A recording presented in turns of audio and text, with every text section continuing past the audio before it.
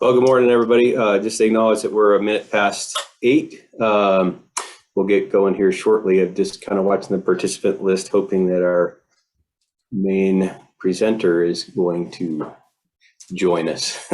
So let's just give it another minute. And okay, I got it. It was me.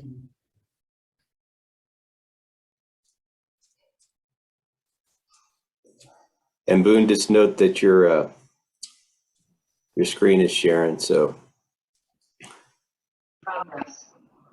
In the meantime, we'll get going here. Thanks for joining us, everybody, and thanks in advance. I see a lot of you have introduced yourself in the chat, which of course helps everybody know who's who. For folks that haven't joined us before or are fairly new to the group, if you could put your name and affiliation in the chat, that also helps us with capturing of attendance for the notes. So much appreciated. And I guess we'll go ahead and get going here.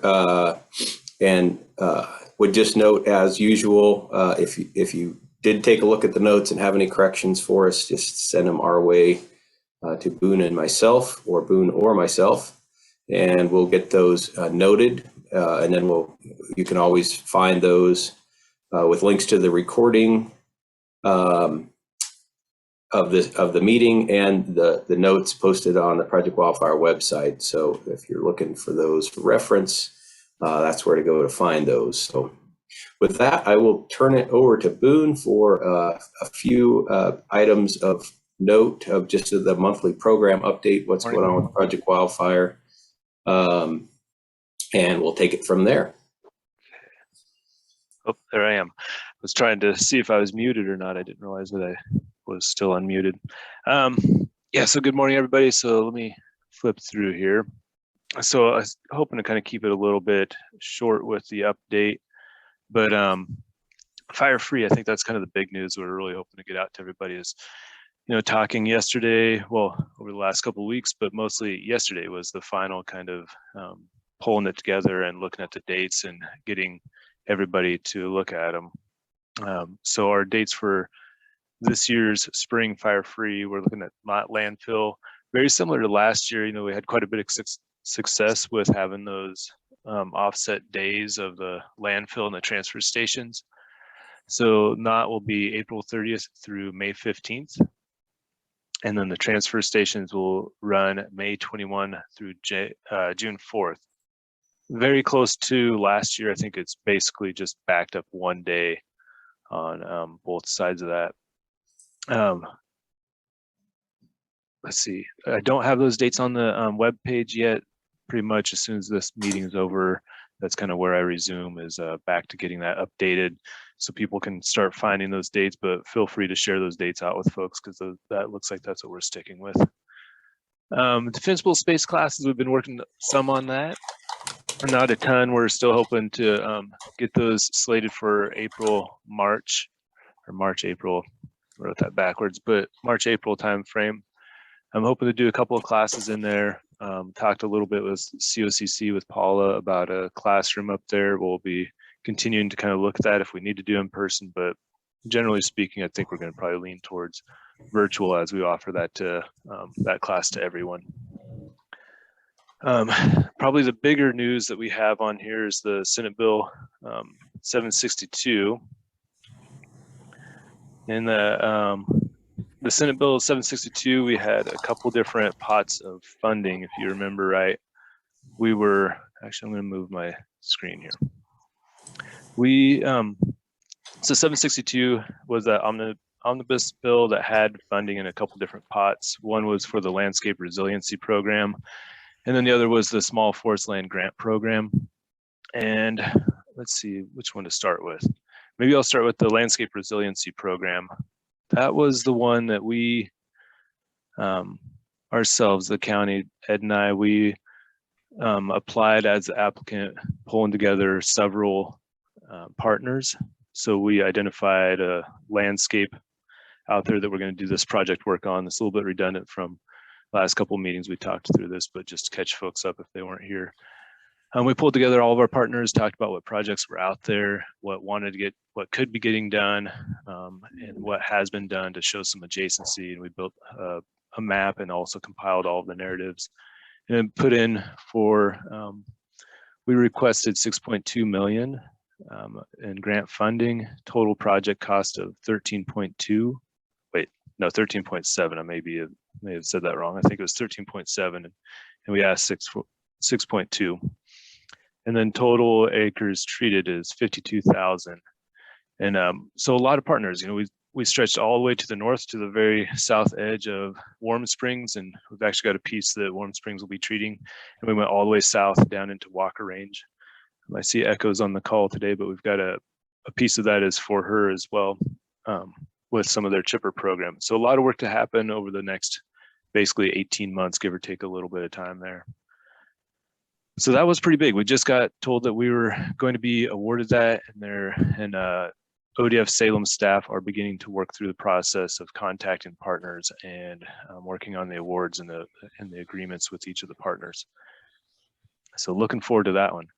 The other one in here under 762 was the small forest land grant program. They awarded this to not just small landowners, but the piece that I've been watching quite a bit was the Firewise community grants. So they have the selected applicants, and out of our local area, let's see, I think we had 7 or 8 folks that had applied, and unfortunately not everybody was funded, but we did get 3 of our communities got funded. Caldera Springs got, I believe it was 10,000 is what the website says. You can click on here and take a look at it. Fall River got 25,000, and then Ridge at Eagle Crest was quite successful and got another 75,000. So quite a bit of work going on across the county under Senate Bill 762, and pretty stoked on seeing everybody getting funding. And unfortunately, I wish everybody could have, but I think they just ran out of money being able to spread it across everybody.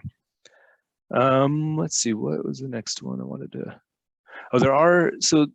in the email that was sent out to the communities that did not get funding, there were a few other grant opportunities that were brought up.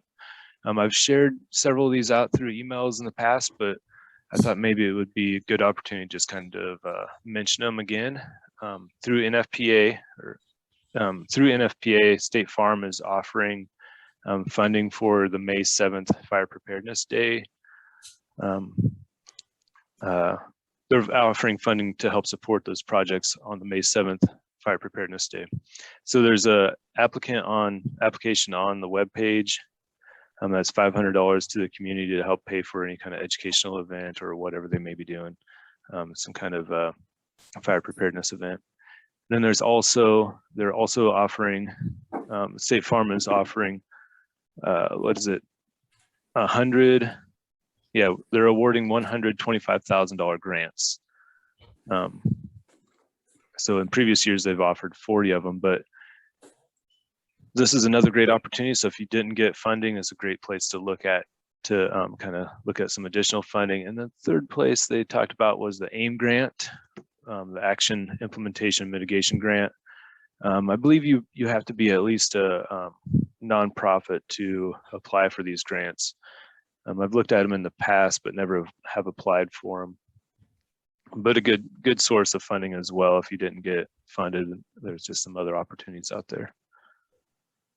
Okay, so that's kind of the funding in the Senate Bill 762. I guess it just briefly, hit on Firewise. We continue to grow, right? We've every week or two we see another community cross that threshold, and then pretty much every week we do 1 to 2 Firewise assessments. It seems I got one today. I got one more today. Getting another community kind of into the hopper of starting that process. So we continue to grow those. Okay. I think those are all the things I wanted to hit on, but I don't think I see David Shortall on here. Rich is joining us momentarily. I've been emailing with him. He thought it started at 9, so he's in the process of jumping on here. But in the meantime, does anybody have questions for Boone, that actually went over quite a fair amount of info there. I did, and I talked fast thinking that I was trying to save time for Rich, thinking that he's probably here in the sea of faces here. I'd have to say, after seeing how many people joined today, I think my normal meeting, I must be boring for folks to listen to because quite the turnout today. Looks like we got a question from Dean. Yeah, Boone, the State Farm grant money, is that for communities or I wasn't clear on that.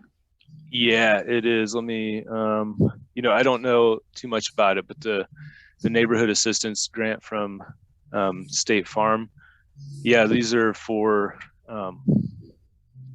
communities, and I think if you scroll through all this, it'll talk about fuel reductions being one of the things that they'll fund. I don't really know much detail on it. I can put I'll put the link into the chat here. Sorry, Dean, I wish I did. I wish I had more of an answer for you there. Yeah, thank you. But I heard the number 500, and I didn't know if that was like, it sounded like it was $500 to help round up the community and communicate and stuff, or is it larger to get work done on the ground? Yeah, so the $500 is a NFPA grant. I just put that one in the chat too, but that's the NFPA, or it's State Farm grant on the NFPA website. And I'm not sure, I don't know if they really, I think you just kind of propose what you want to do for work with them. And I think it's, they've helped to fund things like just having an event day where you might have ODF or the local fire department come out with a engine and just talk about wildfire in general and have everyone come together as an educational event. And then I think they also help to pay for, not just the food and drinks of that, but also if you're pulling together a bunch of folks to do some yard debris cleanup around houses and you got the bins out there, I think they help to offset the cost with that as well. I believe Tillicum Village, Bert Newmeyer had been successful in that grant a couple of times for a couple of years in a row. And I believe he did the bins and then invited everybody out and they had a big barbecue and everybody kind of came together. Thank you. Mm-hmm. A couple other questions real quick in the chat, Boone, before we turn it over to Rich, who has joined us now. Okay, I see a question. Oh yeah, there's a question about the West Side pickup. There will be a West Side pickup. I have some dates I'm looking at. I hesitate to share them, they're very similar to last year. I'm just looking at kind of last year's and I just need to get them around to everybody to give me the thumbs up on them. But they should be, I don't have anything that has those dates right now, but they should be similar to last year where they run through the weekends and very similar time frame for folks.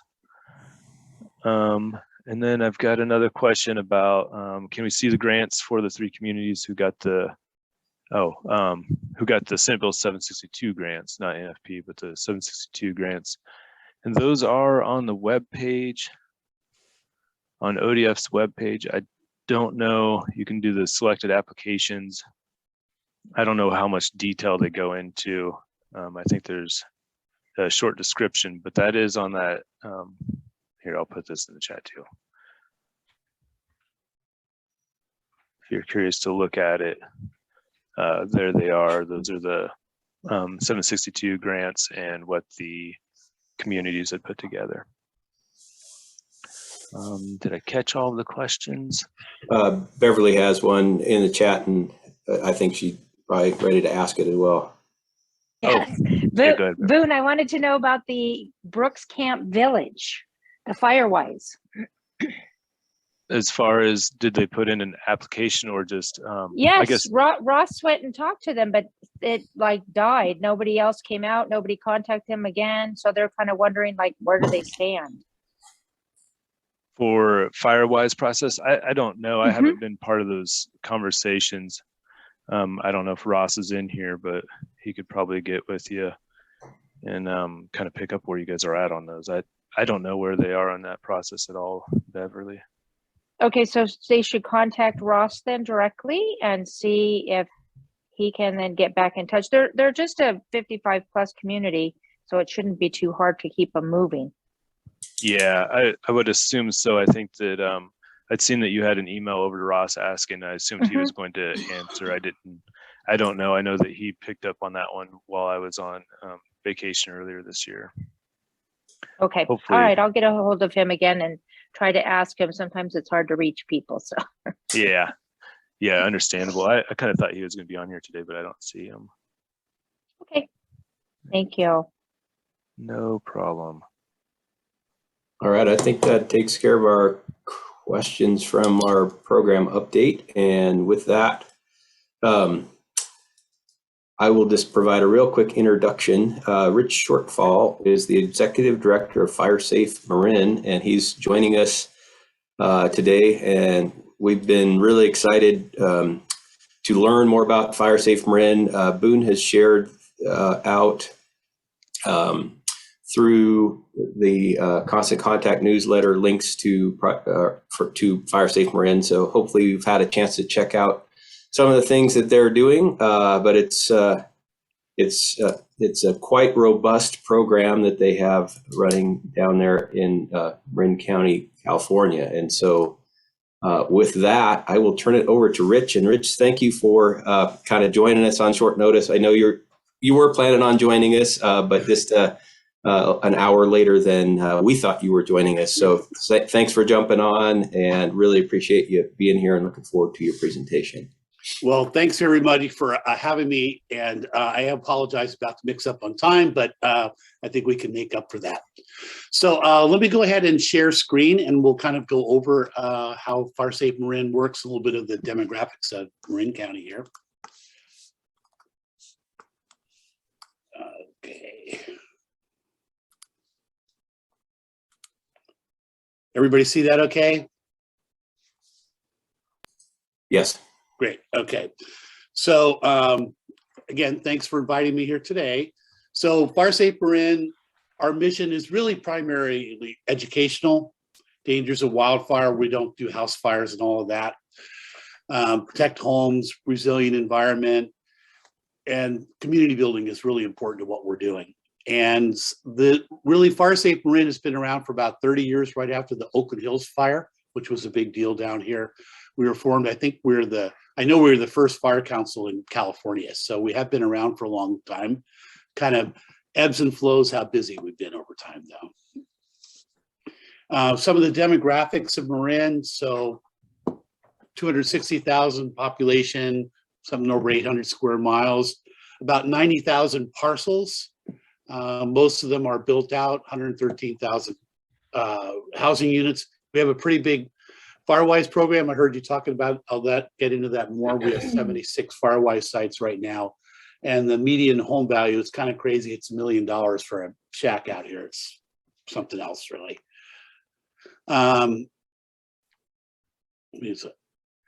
So the way we're organized, we have a board of directors. There's 19 people on the board of directors. It's pretty diverse representation. We have people from local fire departments, the big land management agencies, realtors, a couple of basically wildfire scientists are on there, public representation. So it's a pretty broad group of people on there. And that's a policy group that meets once a month. Meetings are open to the public. We actually have a very small staff, although it's way bigger than it used to be. And that's an executive coordinator, which is me, a director of communications, which is sort of all our outreach stuff, which we do a lot of, education director, and then our Firewise program is pretty big. So we have 2 half-time liaisons to that program. As we'll talk about later, if you don't nurture it, it really doesn't do very well. And then consultants are pretty important for us because we produce a lot of materials that used to be all print materials. Now, videos and graphic design and animation and all these things have become a much bigger deal. We're really, like everybody, fighting to capture people's attention. And so you need to be a little bit creative and do things a little bit different way. So education is primarily what we're all about. We have 4, we call them the buckets, but 4 main areas we focus on. First of all is preparing yourself.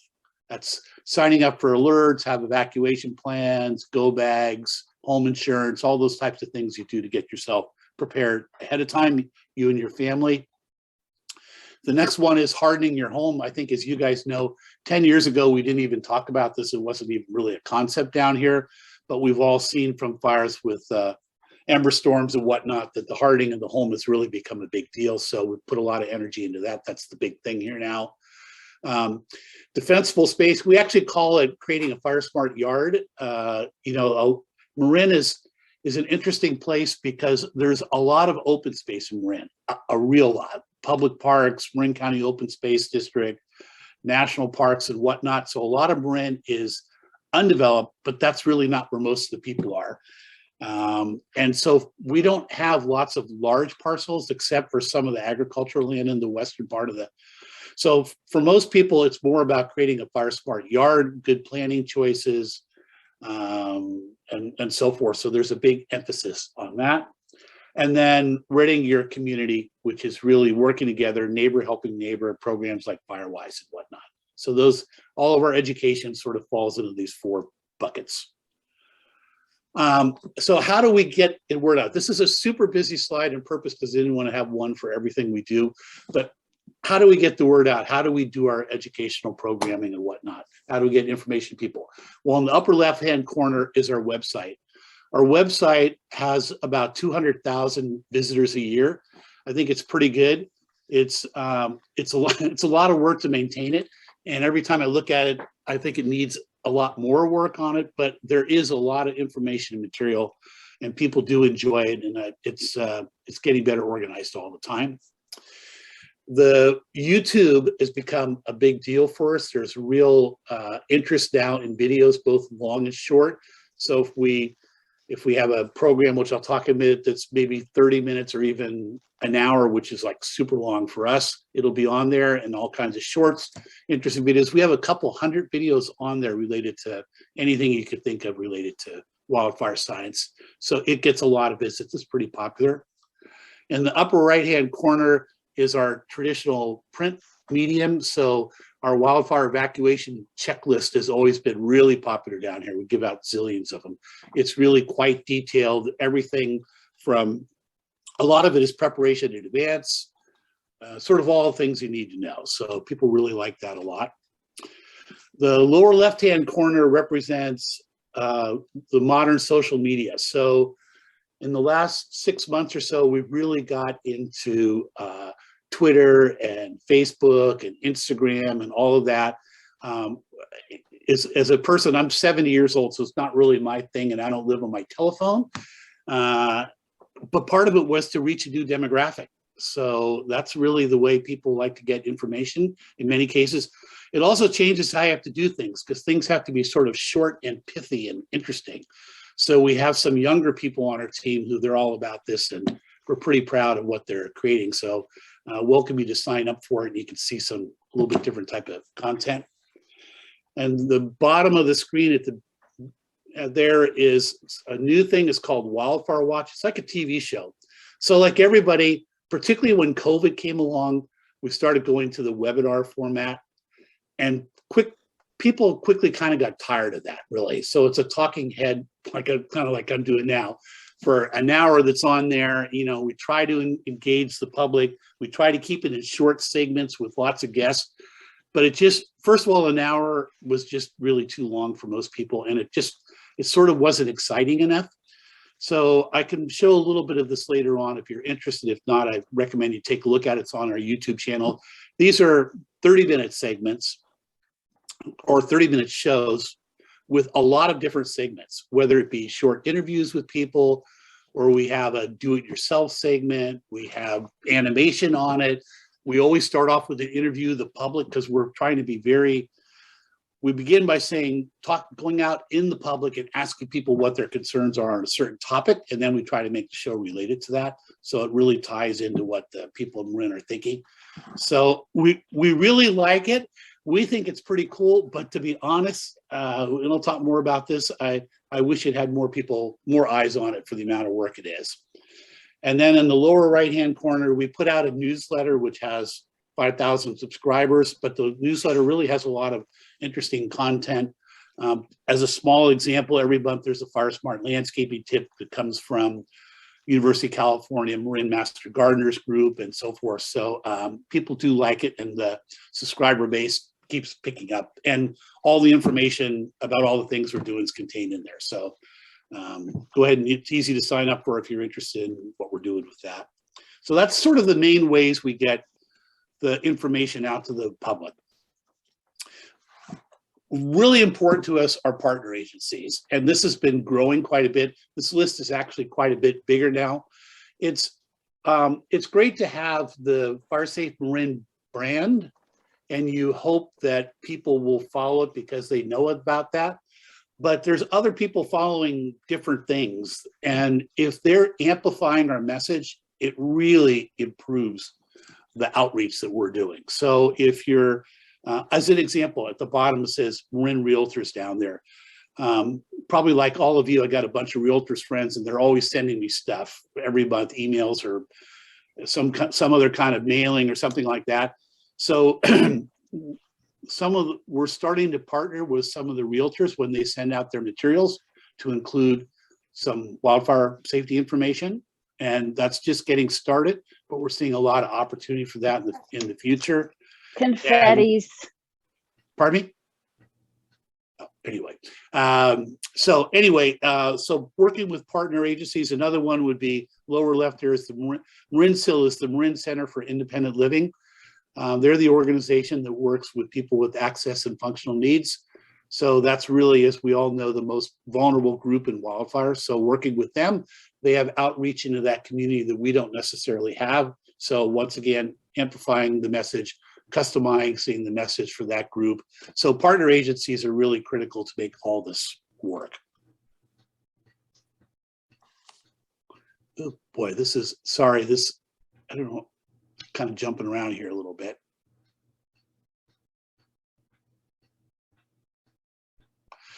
So I'll go on to Firewise here. So you know all about Firewise, so you really know. I wasn't really sure how involved you were with it. You know how it works. I have a mixed opinion about the Firewise program. It's nice as a principle of organization. It gives something people to kind of rally around. But my personal opinion, it really doesn't give us much. It's nice that you make a submission every year for your hours and so forth. And, you know, people kind of organize around that and get some thinking about things. But oftentimes, and again, we have a lot of them, since you end up with a couple of people get real excited about becoming a Firewise community. They kind of run around a little bit and try to reach out to their friends, and then they're kind of stuck, really, to tell the truth. And it doesn't take it a lot further. So we came up with something that we call the Universal Firewise activities. And these are 6 things that we want to be the basis for each of our Firewise sites to do. The first one is developing comprehensive contact lists. And if you're a small site, it's not so hard to do. If you get larger, obviously you need to do more outreach, but it doesn't really do any good if you don't know who your neighbors are. And we've tried all kinds of different things in this, but you can't beat knocking on the door. And that's the epitome of neighbor to neighbor. And you're out there, you introduce yourself, you explain what it is, and you try to get their contact information. So contact lists, and we don't have a single Firewise site that is universally covered. So it's kind of an ongoing type of thing.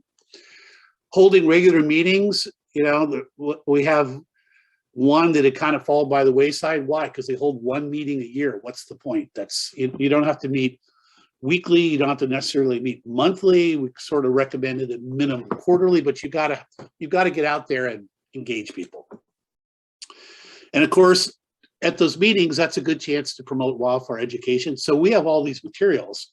So as an example, we'll say, when you hold your meeting, consider watching the Wildfire Watch TV show and then talking about it, or pulling one of our videos, a short one if you want, show the video and then have a discussion amongst yourselves. We used to be, when we had a smaller number of sites, you know, in the range of 12, 15, 20, they used to ask us all the time to come to their meetings and do this for them. But when you have so many of them, it's really not possible to do anymore. And yet it actually works better if they put some material out there and have their own internal discussion. And then we have these Firewise liaisons that they can get back to if it generated questions that didn't get answered and so forth. We have, and I'll get into in more detail, curbside chipper pickup. Each resident Marin has 2 opportunities to participate in it every year. So promoting that, it's basically it's a freebie, so it's kind of a good deal. That or any other kind of vegetation management work that encourage people to go out there. If you don't know what to do, all the materials out there, we can help you and so forth. Like the idea of neighborhood walks, we wish more of the sites would do this. And again, COVID was a factor on it. But once a year, we like people to just walk around their neighborhood and say, are things getting better? Or is there some hazard that hasn't been noted before, or needs to be reported, or needs to be part of a work plan to deal with? Just take a look at it. And once again, we used to participate in these, send somebody out there, and we have too many now. So what we tell them is, do the walk, and we have a little video showing what to look for. And if you have a question, just take a photo and send it to us, and then we'll get back to you to help you work through that.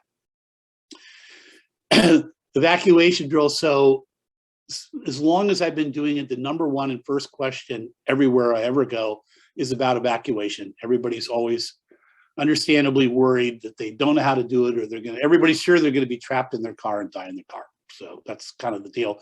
So we really like evacuation drills, but what held people back is they picture this giant thing where everybody jumps in the car and they're driving somewhere or whatnot. We've created sort of and it's on the website, sort of a scaled approach to this, from really basic, which would be encouraging people on a particular weekend to take a picture of themselves or their family doing something related to evacuation, packing their go bag, rearranging their car, doing whatever, something related to evacuation, and then send it in. And what it does is the real purpose of these drills, from our point of view, is to get people thinking about it, to remind them of what the alert systems are. What would you do if something happened? Can you get out of the house relatively quickly? Are you prepared to go? If you just spend a few minutes once a year kind of going through that checklist, you've already accomplished something that's really very positive. So that's a big deal. And then working with your local fire department to see if you have a serious hazard. You really want to get to know who they are. I mean, they're a great resource. They're local. And I mean, literally every day I get a letter from somebody or email. My neighbor has this tree and I know it's a big hazard. It's going to burn my house down and whatnot. And okay. So we have a little spiel that we do around that. But if you're really not confident, then our fire departments are set up to go out there and do these evaluations. When they get out there, you'll probably find out that it's not quite as big as a problem as you thought it was.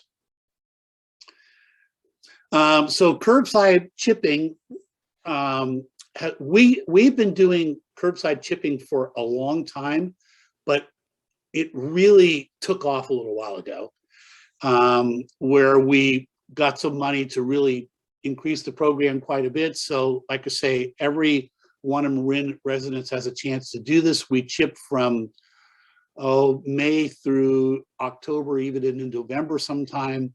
Twice a year, they'll come through your neighborhood. We have this defensible space evaluation program. It's not being done by Fire Safe Marin, but it's a pretty big deal. So you get a very detailed evaluation of your home, and then hopefully the chipper's coming in with the next month or so from that, and then you can get things prepared for it. So it's a very, very popular program. It really got too big for us. So we're turning it over to the Marin Wildfire Prevention Authority. And I had a slide about that got skipped. But the Marin Wildfire Prevention Authority was created by a tax measure 2 years ago. It's a parcel tax. And they raise about $20 million a year. It can only be used for fire prevention work, no hiring firefighters or anything like that. And so they're the ones who run the defensible space evaluation program. I think last year they did 25,000 home evaluations, so it's a pretty busy program. And then we're turning over the chipper program for them because we really want to focus more on education, and managing this thing with 4,000 pickups a year is kind of a lot to deal with. So we'll let them handle that. But it is a great program. People love it. And it's been pretty effective down here. So there's other projects that we're involved in. Those are some of the bigger ones. So as you probably know, the hardest group of people to reach are really young parents, because they're working and they're raising their children. And my own son living in Marin here, he's like, you know, I know what you're doing, but I got no time for this. I don't even want to hear about it. So one way to reach them is through their children. So in Marin County, at the 5th grade level is when they do some disaster training as part of their science curriculum. So we created a program called Ready, Set, Go. It's an interactive program, so it can be done with or without a teacher. It can be done online or in person. It's a combination of videos and little activities and whatnot that you march through, but it's basically to teach 5th graders about wildfire, and it has homework assignments that you have to engage your parents with. So you get going home and you start talking to mom and dad about go bags and evacuation checklists and so forth. So it's really been kind of a hit, and some of the other fire safe councils in Marin in California are looking to use this program for their kids over there too.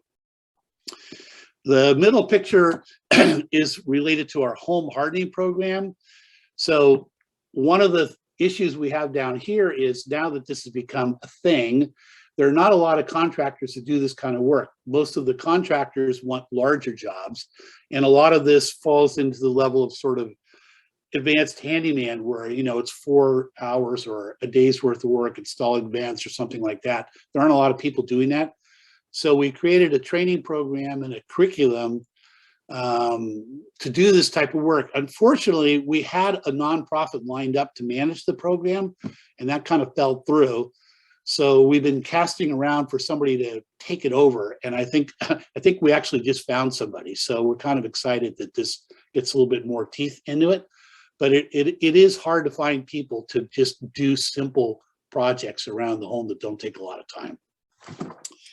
The next one over on the right there is Fire Smart Landscaping, and we reached out to the Northern California Landscapers Association about some wildfire training, and this has turned into a great partnership. In Marin County, Marin's pretty, relatively affluent, and an awful lot of people hire landscapers to do all the work in their yards for them.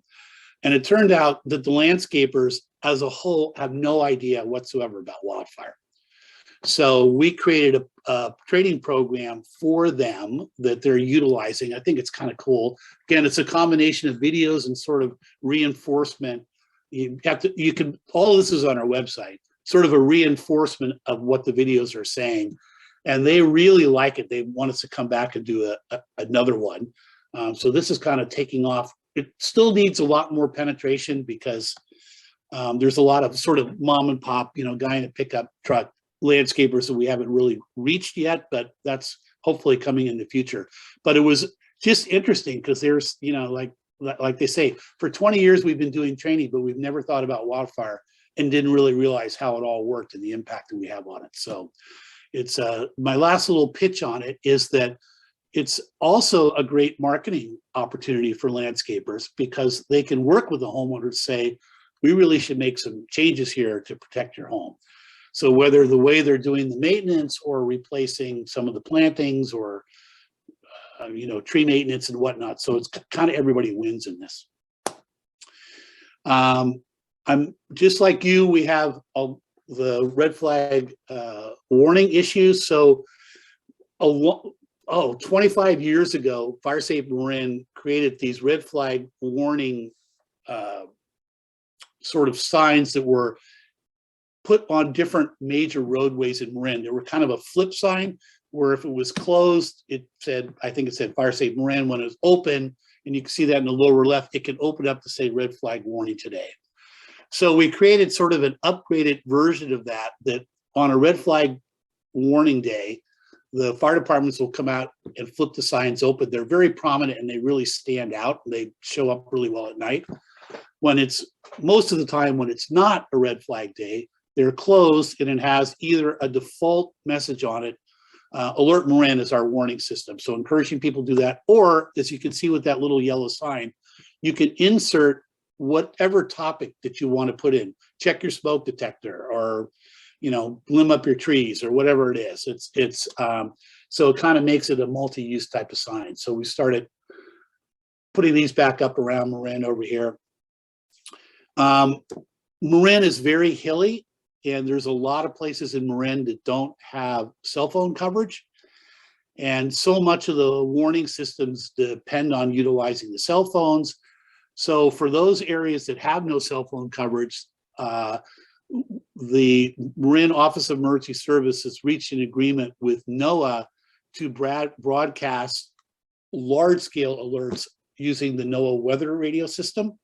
We didn't used to have that in the past. And so we bought a bunch of these, thousands of these NOAA weather radios, and distribute them as kind of a pilot project in those areas of the county that don't have cell phone coverage. So that's not going to give you a routine small scale alert, but if we had something really large, the mega wildfire, the broadcast would go out over the NOAA system, which actually reaches all of Marin. So it's pretty effective. And for some of the people who were really concerned about what was going on in their neighborhoods, this was kind of a lifesaver. So a lot of people started buying these on top of what they already had. And then the last sign in our Firewise communities, I'm sure much like yours, you know, you get that sign from Firewise USA that you could put up to show that your community is a Firewise one. We're not really excited about the sign. It's got kind of a small logo. I don't know why it is like that. You don't even really know what it says most of the time, but it's mounted everywhere. So it's kind of like a nice space. So we created signs that can be put on top of that and easily attached to it. And we have sort of two programs in one. One of us called a Did You Know program. So we have all kinds of Did You Know messages. Pets Need Goat Kits, or Ben Save Homes, or whatever. And we have a cache where the Firewise communities can go in and rotate signs out so you can change the message. And I didn't put it here, but on the back side of it is the same red flag warning today, bright red, like you see that over on the left over there. So on a red flag warning, they can reverse that sign, keep it mounted up there, and they can let the community know that it's a red flag warning day. So, you know, they kind of get a kick out of it, and the Did You Know signs really stand out. So we do get a lot of comments from people that, oh yeah, I see the signs out there. So those are some of the other projects we're doing besides the big ones. So this is something new that's coming up that we're really excited about. So our theme, and then your guys are probably into it too, that our new buzzword is adaptation to wildfire. So we're launching a campaign, and this is, I'll show a little more detail. This is going to be a big saturation campaign that's going to be multi-years. We want to begin by getting people to start thinking about the concept of adapting to wildfire. And like we say, if you live in the Lake Tahoe area, you need to adapt to living with snow. If you live in Marin, you need to learn how to adapt to living with wildfire. So this is, and I'll show another photo or two. It's designed to be an image that draws you into the message. I'm adapting to wildfire for all different reasons. I actually wanted to say, because this is the thing down here, because no way I'm moving back to Texas, but we'll save that for a future one. And then it comes into some kind of action, in this case, protect Marin.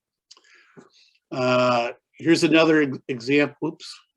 Here's another example one. You know, you see cute kids in there and somebody, and, you know, because I'm focused on what matters most, protect what you love. Again, the image draws you in. It's kind of cute with the kids and so forth. So this campaign is going to be our Marin Wildfire Prevention Authority. That's the one that funds most of the stuff here.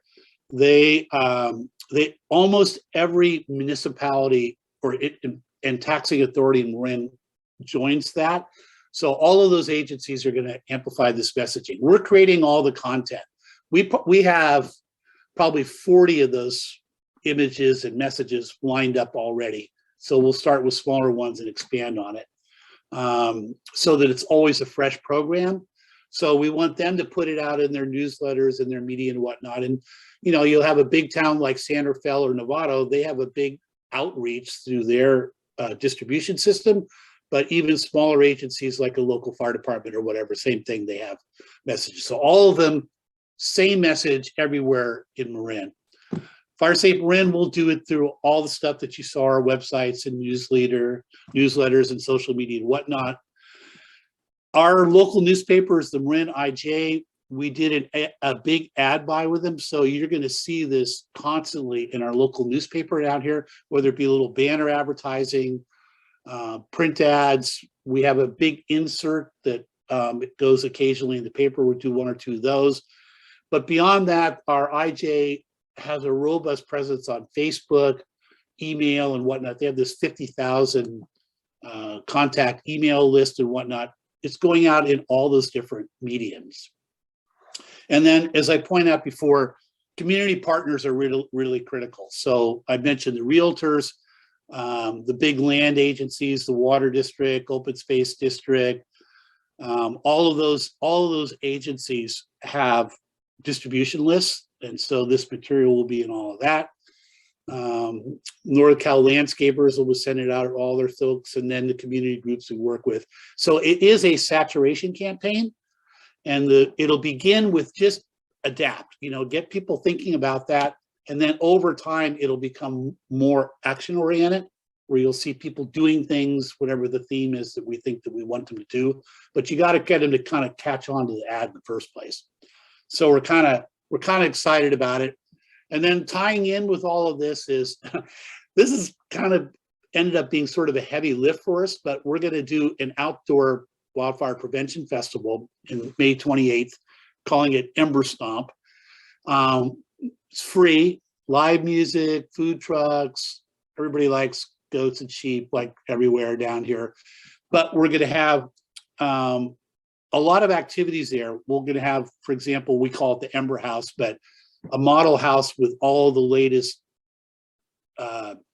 sort of safety improvements of what we're looking for in a hardened home, the right vents, gutter screenings, all that you can really look up, get close to and touch. And then all the people who sell those kinds of products, those will be vendors participating in this. So it's very hands-on. You can talk to the people about that type of material.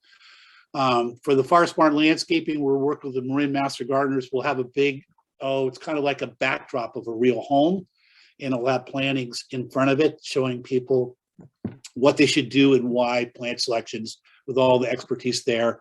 And then, of course, all of our partner agencies and the fire departments and whatnot, lots of activities for kids. There's lots of games and things that they can do. So we're kind of excited about this. I get a little nervous about it because I don't know how many people are coming, and it's a ton of work, but I think it'll be exciting. And then it's the last thing, it's a way to publicly acknowledge people who really been supporting all our programs. So there's a special area for all of our Firewise folks, and we'll be bringing them up on stage and thanking them and so forth. And then other agencies and individuals have done things. So it's a public acknowledgement of all the nice stuff that they've done. So we're sort of excited about that. And then that's kind of the main things that we're doing here. Let me make sure I didn't miss anything because my thing skipped around here. I missed one slide, but I filled in. It was really about the JPA. Just probably interested in this so that Marin Wildfire Prevention Authority, as I mentioned, it collects about $20 million a year through a parcel tax. That's really become our big funding source, and they give us for the educational programming, not the curbside pickup, but everything else. Our budget's about $600,000 a year. So with that, I'm happy to answer any questions or take it from there. Great, thank you, Rich. I know for myself, I was taking a couple pages of notes. You guys have a lot going on, which we knew. That's why we invited you. So lots of great ideas. And yeah, if folks have questions for Rich while we have him here, or you want to dive in a little bit on any of those things that he touched on, I know he touched on a lot. So feel free to either come off mute or put something in the chat, and we'll get him to answer those questions.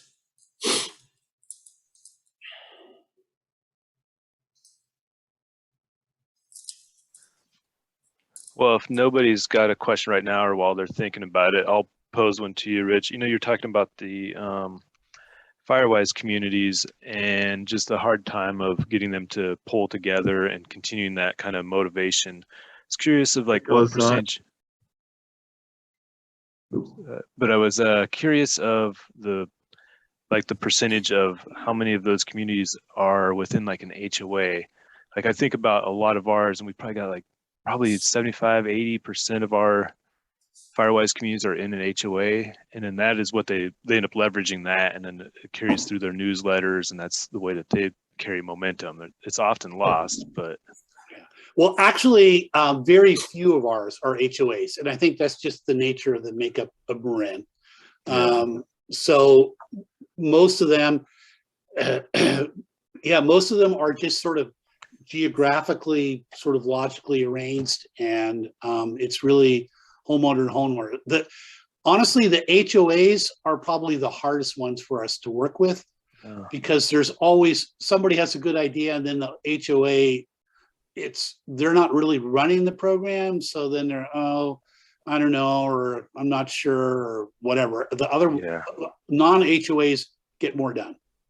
Yeah. Okay. I'm kind of feeling a little on the other side, only because I think we've navigated some of those problems with the HOAs, like their ARC and stuff, and then we've been able to show them other examples of how to get through some of their CC&Rs that prohibit them, and then they've also, either way, we encourage them to get board members to be part of their Firewise committee.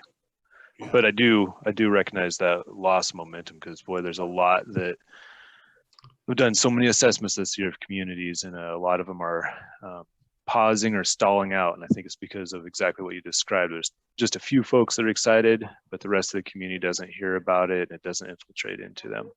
Yeah, that's why one of the things that we found, if we don't reach out and literally make a phone call on a regular basis to the Firewise sites, we have the sort of the good guys that we really don't have to worry about. And there's sort of the medium and the weaker. That's why we have these Firewise liaisons. That personal touch of contacting them is almost critical to sort of keep up a little bit of momentum. It's hard. It's volunteers. Yeah. Do we have any other questions right now, Ed? If not, I'll keep rolling. We do. David Mormon from the Red Cross was asking if you could get a little bit more into the funding. I know you mentioned funding through the Fire Prevention Authority for your educational program, or helping with your educational program, but do you have other funding sources, and what do those look like? Well, really, it's pretty much, well, I should back up. So the group that's getting the most done is MWPA, Marin Wildfire Prevention Authority, because it's really set up for that, and $20 million is a big help. In addition to that, like everybody else, either the MWPA or ourselves or a local fire agency applies for CAL FIRE grants and so forth. So they're leveraging that on top. I know Fire Safe Marin has had mixed success with those grants, but that's so. I know, for example, there's $1 million grant that the county fire department got for a big evacuation route clearing project is coming up. We got one a couple of years ago for similar type of thing. So grants is sort of the second source, and it's the same type of, oh, you're in Oregon. So CAL FIRE is the big source of those grants in Marin. One problem you probably have read, there's been a lot of supposedly good publicity that California's putting all this money into wildfire prevention. If you really read through carefully, it's almost all going to forest health. And granted, our forests need it, and there's a lot of them, and they're kind of a mess. But very little of it is actually going to residents, which is a little disappointing to me. So when we have the wildfires, the loss is really homes and life safety and all that. And so much of the funding is going to work in really very remote areas that, they need it, but it's kind of, I think it's a little bit overweighted in that direction down here. Those are pretty much the main way things are done. And then obviously it is true. Marin's, relatively wealthy. And so, a lot of people, will take care of getting things done on their own down here. We don't have the big parcels particularly. Yeah, to tear off that, Ariel put a question in the chat, and she's with OSU Extension, the new wildfire program through Oregon State University. And she's asking, recognizing that Marin is one of the wealthiest counties in the country, but there's probably some areas that aren't as well off. Do you target those at all, or do you have a way to, provide some priority funding or not cost share if people can't afford that, or do you have a strategy around that? So sort of twofold. One is there is a grant program through, actually there's several of them, but through Wildfire Prevention Authority has a grant program where people can apply to that. Several of the larger cities have grant programs on top of that. You can actually stack the grants and so forth. So we do encourage people to take advantage of that. And then part of the strategizing here, the reason they created the Marin Wildfire Prevention Authority was to encourage large scale thinking so that we're not trying to get, example, I live in an area called Sleepy Hollow. We are surrounded by ridge tops on all sides. And we have town of Fairfax, Lucas Valley, Terra Linda, San Anselmo, and we all sort of share those ridge tops. So if work is done on one of those ridge tops, it might be 80% in the jurisdiction of Sleepy Hollow, but the benefit of that work is equal value to both sides of the ridge top out there. So the whole MWPA was tried to create the larger fuel reduction projects that were done are really designed to be very strategic in nature. And so when they take a look at it, there's what they call core funding. So 60% of all the money that comes into NWPA is designed to create sort of those larger scale projects that benefit multiple communities. So that doesn't necessarily get down to the individual householder who maybe really needs to make some improvements to their home. They have to kind of fall back on the grants. But the benefits of this work is meant to be spread around in a strategic way for everybody. Great, thank you. Dean Richardson has hand up, and just as a means of introduction, Dean represents an organization in the south part of Deschutes County called a nonprofit called Upper Deschutes River Communities. Dean? Yes, Rich, thanks for coming today. Small question, just on the chipper program. The picture showed a chipping into a truck, and I was wondering, do they stop frequently and haul the chips somewhere, and what do they do with the chips? I think when we have chipper programs, we usually try to chip on site. Yeah. That was. So sorry. Yes, we have 3 facilities that will take the chips, and again, because we're probably more suburban than some other areas where this work is being done. So the chips are either taken to the biggest recycling facility where the material is ultimately burned to create energy, gasification. There's a second site where they do large scale composting. So it's like really big rows of compost, but they have to treat the chips further before they completely ready, before they're finished. And then there's a third one, which is a smaller scale composting facility, which is a little bit more niche focused. So most of the chips go there.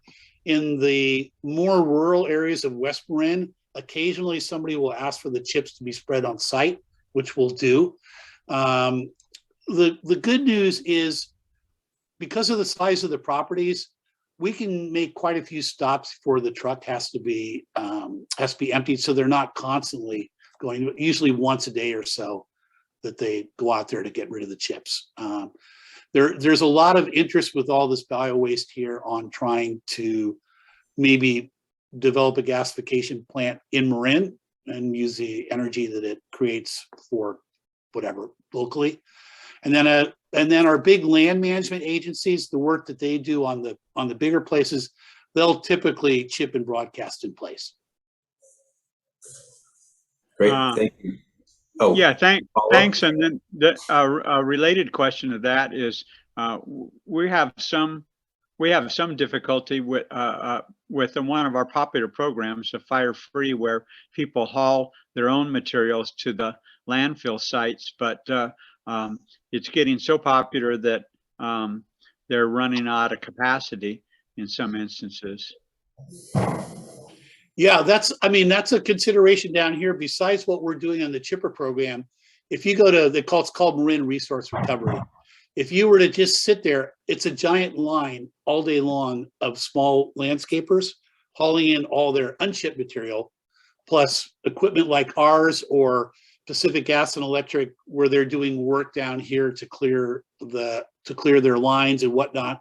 So there's just a ton of green waste being generated, and what to do with it. As you probably know, at one time there was a real market for bringing this material to be burned to create energy, and then with solar and wind and everything else, it became a lot less cost efficient. So they've been shutting down facilities.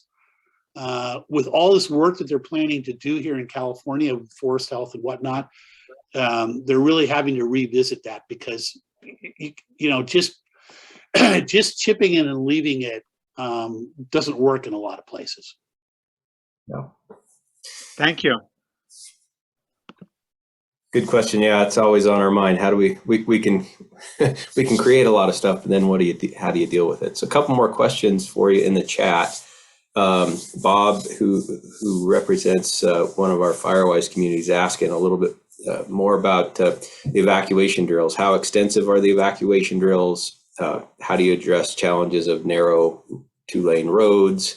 And you had mentioned this is a recommendation for Firewise communities, right, to potentially think about doing an evacuation drill. So what are those? And I was wondering the same thing. What do those really look like? Do they involve the sheriff's office, fire department as well, or does community just take those on? Or So going back maybe 3 or 4 years where there were not too many Firewise sites, the initial Firewise sites were all interested in evacuation.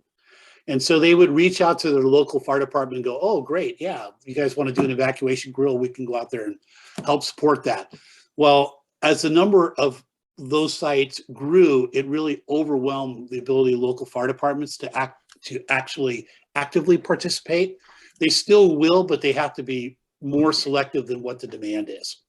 So that's why we came up with this scale program. I mentioned the simplest way to do it, which this year we're going to try to get every one of our Firewise sites to, at a bare minimum, do that really simple 1D, day one, where you take some pictures. Going up another level, some of the Firewise sites that are more engaged will be doing an evacuation drill where they'll pick a day, and then they will encourage people to leave their homes, not go a long distance, because we're not trying to test traffic, which is ridiculous because you're never going to get large percentages of people to go anyway, but to go to a site that's not too far away, and that there would be some information that you might hand out to them, or you might even have a small safety fair, or some of them are actually interested in even just making that into a social event like a barbecue. So we're going to do the evacuation drill. Let's all meet down there at some public center. We'll talk a little bit about safety, and then we'll have a barbecue and everybody goes home. And again, we constantly emphasize the purpose of this is not to test traffic flow. The purpose is to get people to think about it and be prepared to go. And we always say, if you're prepared to go and you'd be out of your house in 10 minutes after the warning, you're probably beating all the traffic and you're probably going to be fine. I mean, so many people have problems, they wait an hour or two and go up there. There is a higher level, which is occasionally done, where you'll have the fire department there, you'll have Alert Marin send out an actual message to all the homeowners, you'll have a more elaborate thing where they'll gather. So it's really scaled, and our goal this year is to get everybody to participate. We do have the 2-lane road phenomena here, and that's why our big message is be prepared, be ready to go, get out the door, don't wait. The scary areas are the ones up on the hills with the narrow roads. So we're always saying, get down off the roads, get down to the valley floor, even if the fire's down there, you're going to survive that. So 2 things going on to address that. we can't make new infrastructure. It's not really possible. But some of the things that we're looking at is parking boxes, where there's designated parking only in certain areas that can handle it. Otherwise, you're going to get ticketed and towed or whatever, because that's a problem with people parking wherever they want to. It's a lot of pushback on that because, oh, you're taking away my parking space. But at least this is a chance to make sure that parked vehicles are not creating more of a problem than necessary. The second thing, a lot of money has been spent on and will continue to be on evacuation route clearing, where they really go in and cut back the brush and everything quite a bit, the overhanging tree limbs and all, so that if there is fire there, your chance of surviving, and if you stay in your car and kind of keep moving, should be really pretty good. And then the last one is, it's like, I think it's $2.5 million. It's surprisingly expensive, but this massive traffic study that they're going to be doing for all of Marin, looking at where the choke points and whatnot are, and can things be re-engineered so that maybe changing the way the signals work, or getting rid of islands and things that are contributing to traffic flow problems. Much more emphasis on areas of refuge. So areas of refuge, is, like everywhere, become a big deal. Everybody wants to go, well, where is the shelter that I'm going to be driving to if I leave? Well, first of all, most Marin people really don't need to go to a shelter because they're resourced with friends and family and whatnot outside of the area that they can go to. And if everybody's going to the same place, that's not very helpful. So much as we've seen in other fires, big parking lots and school areas and things like that where there's a lot of clearance, just moving to those areas and staying there, you'll be able to wait out the fire. So there's more emphasis on moving people there so they're not going as far on the drive. So that's how we're trying to deal with it. We'll see what this study comes out with. I sort of feel like you could have given me that $2.5 million and I could have told you where the problems are right now and saved you a lot of work, but we'll see. All right, I think we have one more from Ariel, Rich, if you don't mind. And she's asking about smoke. And Ariel, I don't know if you want to clarify. I'm assuming you mean wildfire smoke. We're facing, just increased days of very unhealthy wildfire smoke here, and I'm guessing that you may be experiencing that there, but being close to the coast, maybe not. Do you address that at all, or is your focus more on? It could be a preparedness item, actually, being prepared for smoke as well as wildfire. But do you address smoke at all right now? It has not been a big topic for us. We've been really lucky, as you point out, sort of the wind direction down here, typically where we've experienced the fires tend to be north of us, and it's often going other directions. However, 2 years ago, we had, compared to the other fires in California, a smaller scale fire, but it produced a lot of smoke. And the wind conditions was bringing a lot of smoke up from fires north of us.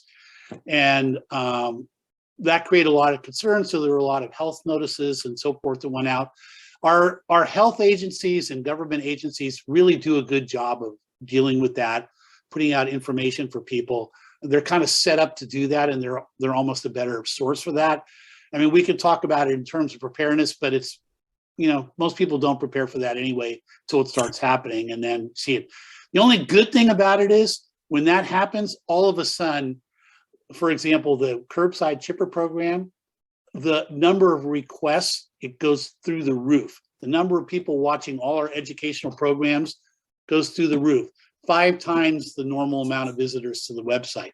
Everybody starts finally paying attention. We have been very, very lucky in Marin. There is a history of large wildfires here that's well documented, so it has happened, but it's been a long time. And so there is a little bit of a not going to happen here mentality, even though Sonoma and Napa right to the north of us have experienced devastating fires. So, we're trying to overcome that. It's not easy. Yeah.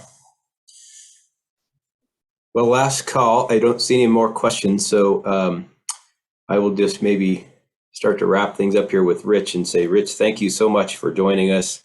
You hit on a lot of really interesting things that you have going on down there, and very, very informative. I think I can speak for most people here to say lots of insights and great info. And I would encourage all of you, if you haven't checked out their websites and links to all their resources, to spend a little bit of time there. And then, yeah, Rich is putting his email in the chat. So if you want to reach out directly with some other details, he may be able to answer those questions. So Rich, thank you. You're welcome to stay. We usually just round out our meeting here with a roundtable update, but don't feel compelled to stay to hear everybody else's news. But thanks again for joining us. Well, thank you. I really appreciate the opportunity. It's great. Feel free to contact me. And like I say, pretty much everything I showed on a link to it on the website or the YouTube channel or something. But I do appreciate it. We're all in this together, trying to figure out how to deal with this problem. So good enough. Yeah. All right, everybody. Thanks so much. Appreciate it. Thank you, Rich. Okay, last 20 minutes or so for folks that have any updates. I'll just open the floor maybe. I know a lot of folks seem to have other meetings that start at 9, but I can just start to call on folks. I'm seeing a few folks saying no updates, but Bob. Thank you. I just wanted to thank the state for the opportunity to put in a small forest land grant for our Firewise program. Unfortunately, we didn't get our grant, but hopefully more funding will be coming from the state further on. Just wanted to throw out a thought. Mitch Lex is on the call. Mitch is the project coordinator for the Heart of Oregon Corps, and we're going to partner with Mitch hopefully on 2 projects here in our Firewise community using his crews. And I just wanted to throw a shout out to Mitch to thank him for joining us today. And that's all I have. Thank you. Great. Thanks, Bob. I'm going to see if I'll start with Kevin, but we have multiple people. Kevin, Sean, Robert, anything to share from the Forest Service side of things? Yeah, just for us, we have a lot of people detailing in to different positions, but the key one for Project Wildfire is Trevor Miller, who worked for us before, is coming back as the Deputy Fire Staff of Fuels in the detail. So he'll probably be interfacing with you folks. And other than that, you know, we've started underburning and we're still continuing on our pile burning. So we're doing good work out on the forest side and look forward to this season. And that's it. That's all I got for Forest Service BLM. Thanks, Kevin. Yeah, good update. But we've been, Boone and I were just talking before the meeting, we almost need to get your updated org chart to just track who's who. Lots of faces in new, or maybe old faces in new jobs or new faces. So thanks for that update.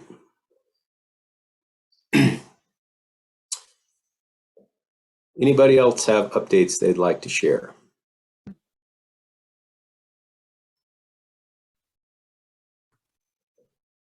Craig?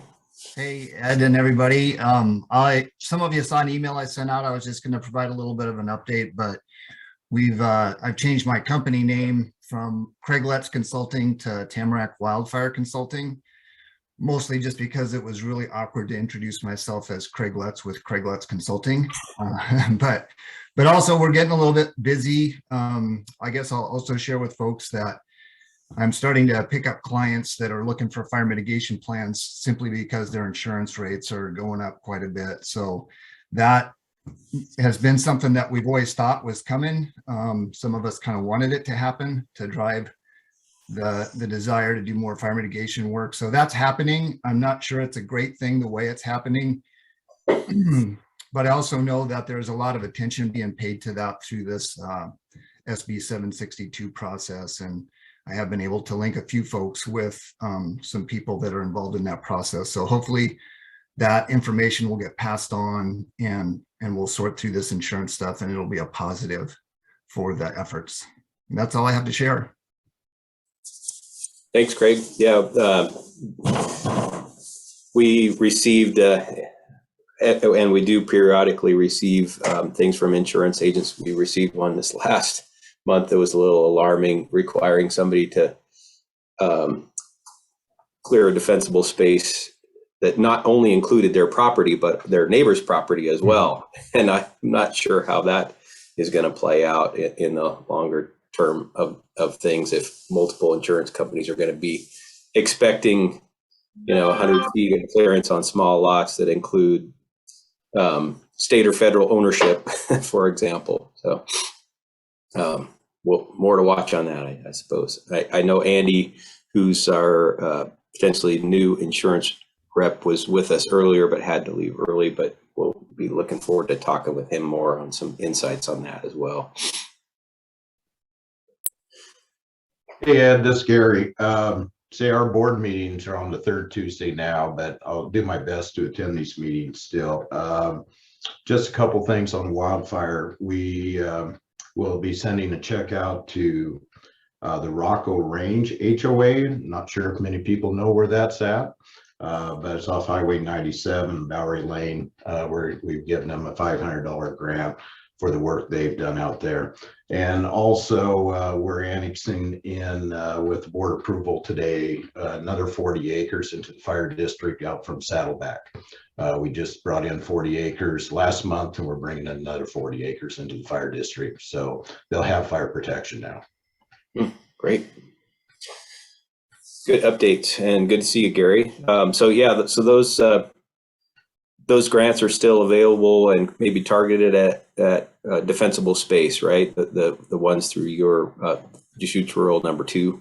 That is correct. This year we budgeted another $12,000. Normally we don't run through all that because it's a little difficult. Sometimes people push through a $5,000 or $6,000 grant. We try to, if it affects 100 different homes, then we're definitely going to approve something like that. But if it only affects 10 homes, we might push it in a different direction. And yeah, it's been very successful, and the help with Project Wildfire getting that information out, we are getting more and more people asking for the grants. So if the need's there, I'm sure our board will up that amount in the future. Great, good to know.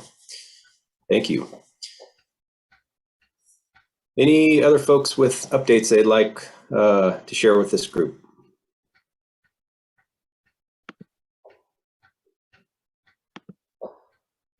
Dean. Yeah, Ed, it was really great that we had Fire Marin come today. My biggest question to him, I think he answered it kind of for his area with home hardening, and it does sound like it's more like a handyman kind of project, but I think that there's an awful lot of work. And in South Deschutes County, in the Lapine area, which Upper Deschutes River isn't really focused on, I know that a lot of the homes are older and the income is really low.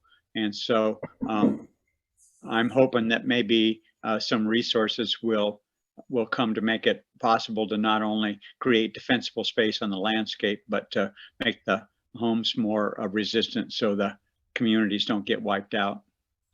And then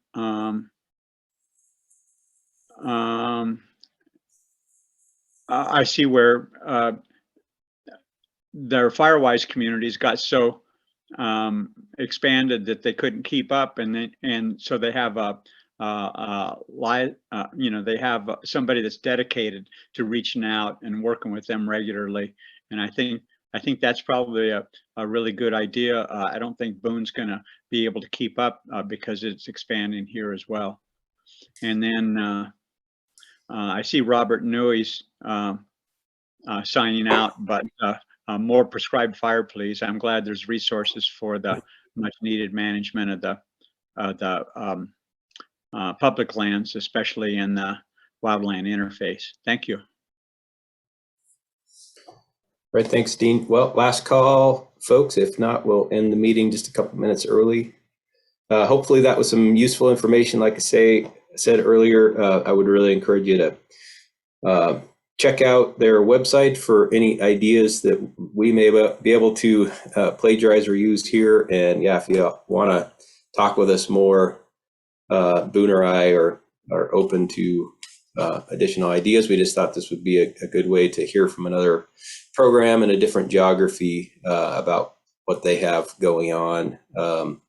Some similarities and some obvious differences, but anyway, always just looking for additional ways to get the word out or enhance our efforts here as a group. So thanks for joining in, and I don't see anybody with another hand, so we will conclude the meeting and see you back here next month. We're kind of in flux. We have a couple potential topics for next month, so watch for that.